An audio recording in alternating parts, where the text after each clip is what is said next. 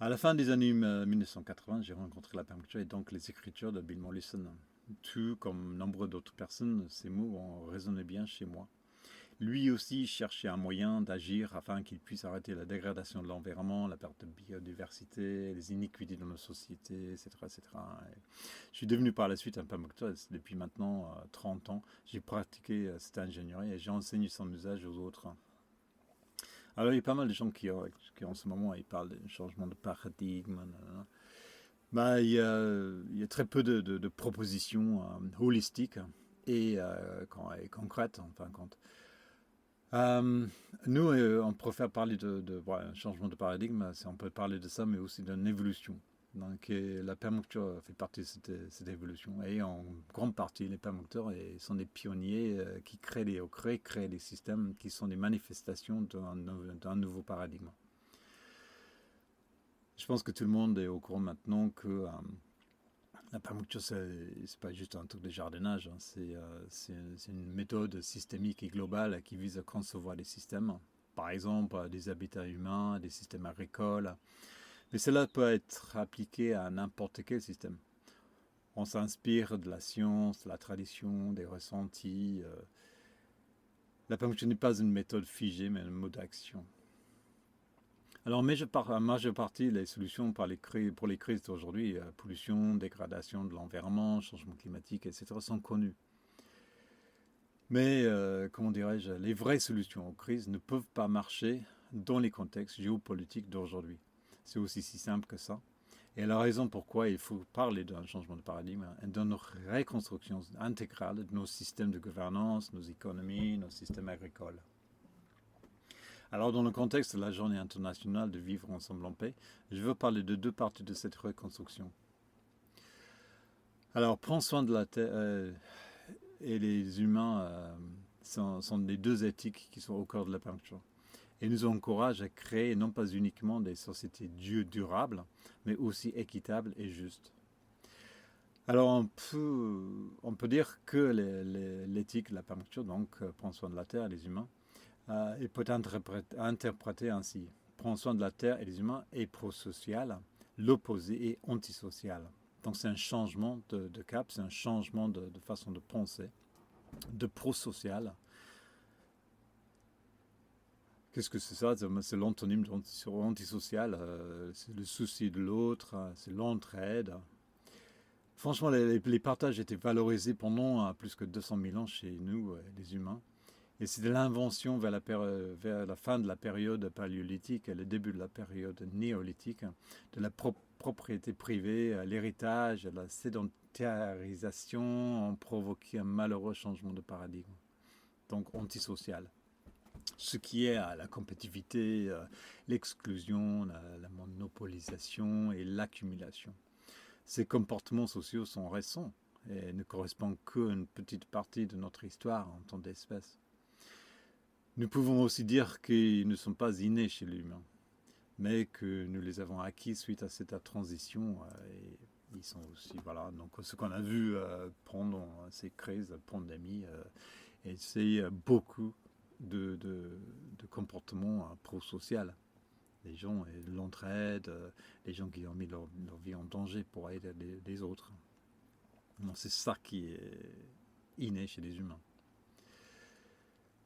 Alors, le changement dans tout ça, c'est quoi en fin de compte? Qu'est-ce que c'est le changement de paradigme, le changement de façon de penser? Alors, voilà, c'est ça. Je suis vu comme riche, ou plutôt, j'ai un bon statut social parce que j'ai des connaissances, j'ai des expertises, j'ai des savoir-faire, certes, mais surtout parce que j'ai les partages. Les personnes qui persistent à accaparer les biens et ne partagent pas et qui ne sont pas actives dans les réseaux d'entraide de leur commune, ce sont eux les misérables. Changement simple et complexe. Vous allez peut-être ressentir quelque chose du genre déjà, mais les médias continuent à nous bombarder avec des articles, photos, vidéos, films qui font promotion du statu quo, quoi. Les gens qui ont beaucoup de biens, qui ont des grands appartements, des grandes voitures, des choses comme ça, c'est les gens qui sont riches, mais ils ne sont pas riches, c'est les misérables. Alors il est temps de faire deux choses. C'est un changement de comportement chez moi. Alors, ce que je vais faire, c'est que je valorise les comportements pro-sociaux chez moi et les autres. Je m'engage à proposer mon aide et mon soutien aux autres. Je continue à accumuler des connaissances, des savoir-faire, des expertises et je propose mon aide aux personnes qui ont besoin. Je m'organise avec d'autres personnes de ma commune pour créer des équipes d'action communale. Par exemple, partout en France, il y a des gens qui habitent des maisons insalubres. C'est un honte. Qu'est-ce qui nous empêche d'agir? D'aller voir ces personnes afin d'organiser des chantiers communaux et travailler ensemble pour que ces maisons soient saines et confortables. Alors voilà, donc ça c'est la partie pro-sociale contre antisocial. Il faut vraiment qu'on mette en valeur tout ce qui est pro-social. Alors l'autre partie donc qu'on parle beaucoup en ce moment parce on a fermé le capitalisme pendant un certain temps, pendant la pandémie. Et la dernière fois, ça nous est arrivé qu'on a fermé le capitalisme pendant la Seconde Guerre mondiale. Et donc c'est quelque chose qu'on ne fait pas très souvent. Et du coup, il est pas mal dit que voilà, on va redémarrer et ça va être comment. Alors, dans la partie, dans la permaculture et dans l'analyse de n'importe quel système, évidemment, il y a des parties économiques. Alors, les bases de l'économie permacole sont les mêmes que celles de l'éthique. L'économie doit donc prendre soin de la terre, donc aggrader, c'est l'antonyme de dégrader l'environnement, et non pas le détruire comme actuellement. Il faut aussi que l'économie prenne soin des humains. Les biens et la façon de les produire doivent améliorer la qualité de vie, la santé physique et mentale des gens. Il faut aussi qu'on crée l'abondance et qu'on redistribue les surplus. Dans cette éthique, on nous trouve aussi le concept de la intergénérationnalité. Les activités économiques d'une génération devraient laisser aux générations suivantes des environnements sains et plus de ressources, et pas l'inverse. Les gouvernements, les banques centrales, les industries et la plupart des économistes persistent à promouvoir les approches macroéconomiques. Ils continuent à nous encourager à croire qu'ils peuvent gérer nos économies. Le localisme permacole et l'économie de proximité sont fondamentaux en permaculture. Nous privilégions le local et l'économie de proximité.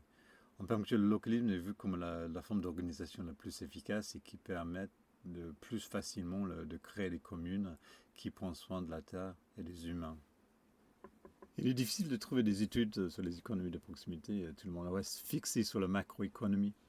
Mais les études que nous pouvons trouver nous montrent que les entreprises locales redonnent à l'économie de proximité un plus grand pourcentage de leurs revenus et créent le plus d'emplois. Ce qui est en gros le contraire de ce qu'ils disent par les politiques des gouvernements, les chefs de multinationales et la plupart des économistes. Enfin, quand les grandes surfaces et supermarchés, ils approuvent ça de nos communes et sont la cause d'une pénurie d'emplois. Pour vraiment discuter qu'est-ce que c'est une économie permacole, j'ai besoin de pas mal de temps. Mais juste deux autres trucs de base. Il n'y aura pas de déchets. L'économie est circulaire et les produits à la fin de leur vie deviennent des ressources pour notre activité. Il n'y a pas d'externalités négatives. Ils sont éliminés du système. Il y a pollution et pas de pollution et pas de production de produits toxiques. Il n'y a pas de destruction de l'environnement ni épuisement des ressources naturelles. Alors, juste pour finir, je veux dire qu'on utilise un marteau pour planter des clous, ainsi pour couper le bois, parce que ces outils sont adaptés à ce genre de travail. La permaculture est un outil, une ingénierie, qui est adapté au travail que nous avons à faire maintenant. Reconstruire nos sociétés afin de les rendre durables, écologiques et équitables. Merci beaucoup.